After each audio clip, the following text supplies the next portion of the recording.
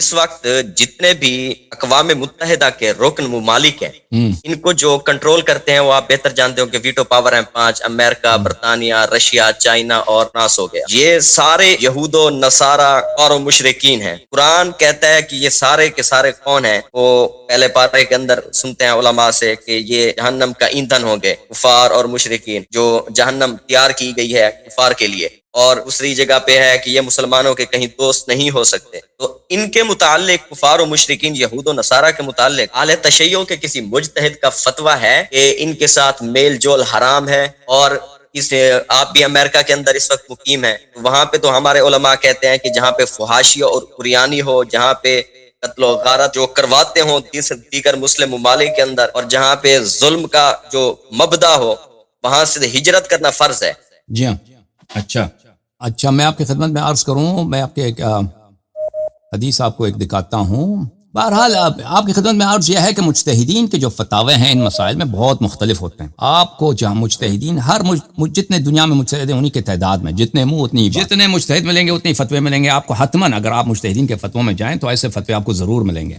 اللہ آپ کا بھلا کرے کہ آپ جو ہیں کفار کے ممالک میں نہیں جا سکتے، کفار کے ممالک سے بلکہ کفار سے معاشرت بھی نہیں کر سکتے، اور اللہ آپ کا بھلا کرے. ایسی باتیں تو مجتہدین کے تو ان کے تو مختلف فتاوے ہوتے ہیں ان مسئلے پر. اور جو لوگ مجھے جانتے ہیں وہ اس بات کو اچھی طرح جانتے ہیں کہ میں مجتہدین کا اتباع نہیں کرتا. ہم اہل بیت علیہم الصلوۃ والسلام کی بات کو حجت سمجھتے ہیں، ان کے علاوہ کسی اور کی فتوے کو حجت نہیں سمجھتے.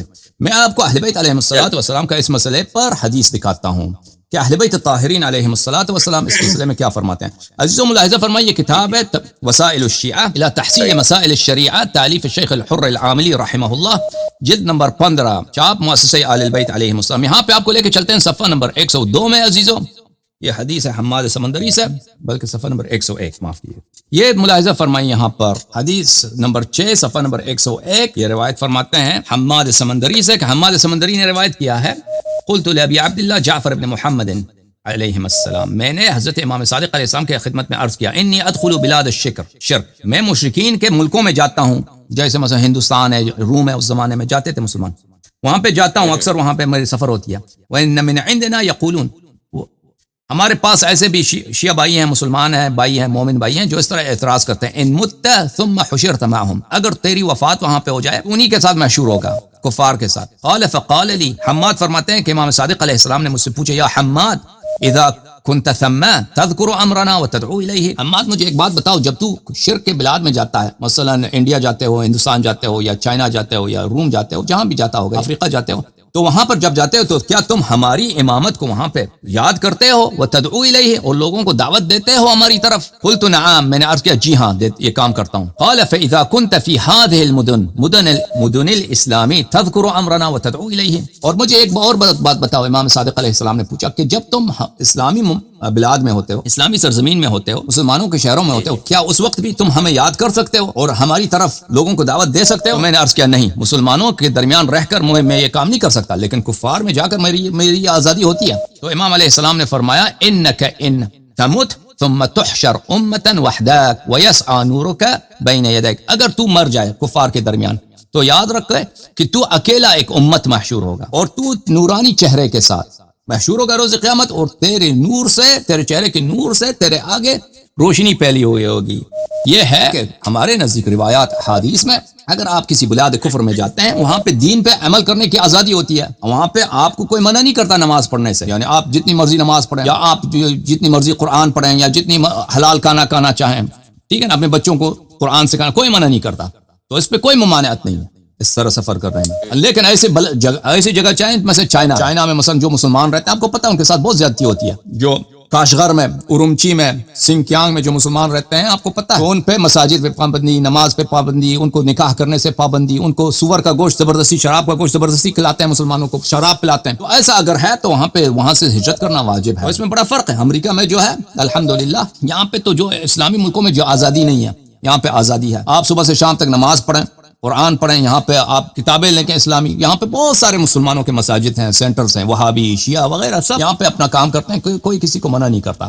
تو اس لحاظ سے یہ اس میں کوئی ممانعت نہیں ہے، بلکہ اس کے بالعکس، اگر ہم مسلمانوں کے ملکوں میں جائیں وہاں پہ کسی کو امن نہیں ہے. مثلا میں پاکستان جاؤں، یا ایران جاؤں، یا عراق جاؤں، حالانکہ ایران عراق شیعہ ملک ہے، وہاں پہ مجھے آزادی نہیں ہوگی، بالکل مجھے آزادی، مجھے اگلے دن شاید قتل کیا جائے گا، لیکن یہاں پر جو آزادی امریکہ میں ہے وہاں پہ نہیں ہے، الحمدللہ رب العالمین۔ یہ افسوس کے ساتھ کہنا پڑتا ہے لیکن یہ حقیقت ہے۔ اور حکم کریں بھائی صاحب۔ اچھا، گزارش یہ ہے کہ اگر وہاں پہ ہے مذہبی آزادی، سیاسی پابندی ہے، تو آپ کیا مثلا ہندوستان میں جو مسلمان رہتے ہیں ان سے تو زیادہ آزادی امریکہ میں ہے، جو مسلمان جو ہندوستان میں رہتے ہیں ان کے متعلق آپ کیا کہتے ہیں؟ ان کے متعلق ہندوستان میں جو مسلمان رہتے ہیں پاکستان سے زیادہ تو مسلمان مذہبی آزادی ہے، مذہبی آزادی ہے، سیاسی پابندی ہے۔ اب دیکھیں نا، کافر جو ہے نا، کافر وہ یہ چاہتا ہے کہ انہیں مذہبی آزادی ہو، نظام میرا ہی رہے۔ اب دیکھیں نا، جیسے امریکہ کے اندر بڑی عالیشان مساجد ہیں، پیرس کے اندر، لیکن یہ کہتے ہیں کہ ہم کفر کا نظام جو ہے نا وہ ہمارا برقرار رہے، نیچے جتنی آپ عبادت کرتے رہو، ہم مساجد پاکستان میں، آپ کے پاکستان میں کوئی اسلامی نظام ہے یا کفر کا نظام؟ نہیں، یہاں بھی کفر کا نظام ہے۔ تو کیا تو پھر بات ختم۔ تو مجھے آپ دکھائیں وہ جگہ جہاں پہ اسلامی نظام ہے، کوئی جگہ ہے دنیا میں جہاں پہ اسلامی نظام ہے؟ میں یہ کہنے کا مقصد یہ ہے کہ آپ مبلغ ہیں، آپ بات کرتے ہیں، دنیا آپ کو سنتی ہے، تو آپ کفر کے نظام کے خلاف جہاد کریں نا، بولے نا۔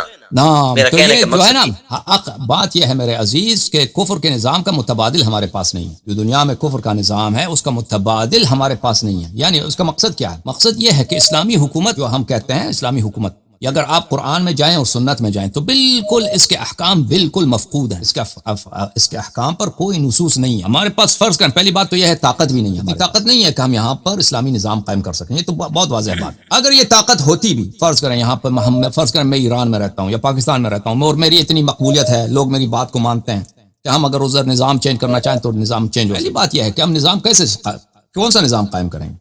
جو قرآن اور سنت کی نظام ہے۔ قرآن اور سنت میں اسلامی نظام ہے ہی نہیں بھائی، یہ بات یاد رکھیے۔ یہ جو جتنا کہا جاتا ہے کہ اسلامی نظام حکومت اسلامی، یہ بالکل نعرہ ہے۔ جیسے دنیا میں فلسطین ہے، فلسطین کا جو مسئلہ ہے عرب ممالک میں، جو بھی شخص پاپولر بننا چاہتا ہے عرب ممالک میں، جس کی پاپولرٹی نہیں ہے، لوگ اس کو نہیں مانتے، وہ کیا کرتا ہے؟ وہ فلسطین کا نعرہ بلند کر کے وہ عرب دنیا میں لیڈر بننے کے چکر، جیسے جمال عبد الناصر تھا، حافظ الاسد تھا، اس کے بعد صدام تھا۔ یہ لوگوں، ان کو فلسطین سے کوئی ہمدردی نہیں ہے، ان لوگوں کو کیا ہے؟ ان کو پاپولرٹی بڑھانے کے لیے، یا قذافی تھا، یہ لوگ ہر ایک دور میں شروع میں 5 سال 10 سال یہ لگاتے ہیں فلسطین کے مسئلے پہ، ہم نے فلسطین کو آزاد کرنا، اور فلسطین کے لیے انہوں نے کچھ نہیں کرنا ہوتا، انہوں نے پاپولر بننا ہوتا ہے۔ اسی طرح اسلامی جو نظام ہے، اسلامی نظام حکومت، یہ آپ حکومت کیسے بنائیں گے؟ جو اللہ نے فرمایا نا، وہ رسول صلی اللہ علیہ وسلم نے فرمایا، وہی بنائیں گے۔ وہ ہے نہ آیت ہے نہ روایت اس پہ۔ کتاب الامارت دیکھیں مسلم میں، کتاب الامارت دیکھیں بخاری میں، کوئی حدیث ہے ہی نہیں اس میں جس کی روح سے آپ حکومت بنا سکیں، کچھ بھی نہیں ہے۔ اتنا ہے کہ بس خلفاء قریش میں سے، یہ خلفاء قریش میں سے ہیں، یہ کوئی قانون ہے؟ اس میں سے آپ کتنے قانون بنا سکتے ہیں؟ یا مثلا میرے بعد 12 خلیفے آئیں گے، ٹھیک ہے، 12 یہ کتاب میں ہے، کتاب امارہ میں ہے، کتاب بخاری میں، یہ کوئی، اس سے آپ کتنی قانون بنا سکتے ہیں؟ یا کہ خلفاء کی اطاعت کرو وہ فاسق بھی ہوں، اس سے آپ کتنی حکومت، کچھ بھی نہیں بنا سکیں گے۔ کہنے کا مقصد یہ ہے کہ یہاں پر ہمارے اور آپ کے درمیان جو یہ ہم اسلامی نظام کی بات کر رہے ہیں نا، تو اگر ہم اپنے آپ سے، میں یہاں پہ بیٹھ کے، جیسے پاکستان کا جو کانسٹیٹیوشن لکھا ہے نا، کس نے لکھا ہے؟ وہ بھٹو نے لکھا ہے، اور بھٹو کے ساتھ جو لوگ تھے، مثلا مولوی تھا، کوثر نیازی تھا، بھٹو کے ساتھ ایک اور بہت بڑا وکیل تھا جو بھی اس کی وفات ہوگی 2-3 سال پہلے، کیا نام یاد ہے آپ کو؟ بھٹو کا جو بہت بڑا وکیل تھا۔ ان لوگوں نے جو پاکستان کا کانسٹیٹیوشن لکھا ہے، انہوں نے کیسے لکھا ہے؟ وہ بریٹانیہ کا جو کانسٹیٹیوشن ہے اس کا کاپی کر کے، پارلیمنٹری نظام اسی طرح، وزارت عظمیٰ اسی طرح، صدارت اسی طرح، اس میں کچھ چینجز لائے ہیں۔ جی بس سارا اس میں اسلام، اس میں کچھ زینت دینے کے لیے، مسلمانوں کو بیوقوف بنانے کے لیے اس میں اسلام کے 2-3 ذکر کیے ہیں۔ دیکھیں ہمارے پاس کچھ بھی نہیں ہے۔ اصل بات کریں، اگر قرآن و سنت میں جائیں، اسلامی نظام پہ مواد نہیں ہے۔ ہم اگر میرے پاس طاقت بھی ہو نا کہ میں اسلامی نظام قائم کروں، تو اسلامی نظام خود مجہول ہے، کون سا نظام قائم کروں؟ اچھا، ختم بات، اوکے۔ اب دوسروں کو باری دیں بھائی صاحب۔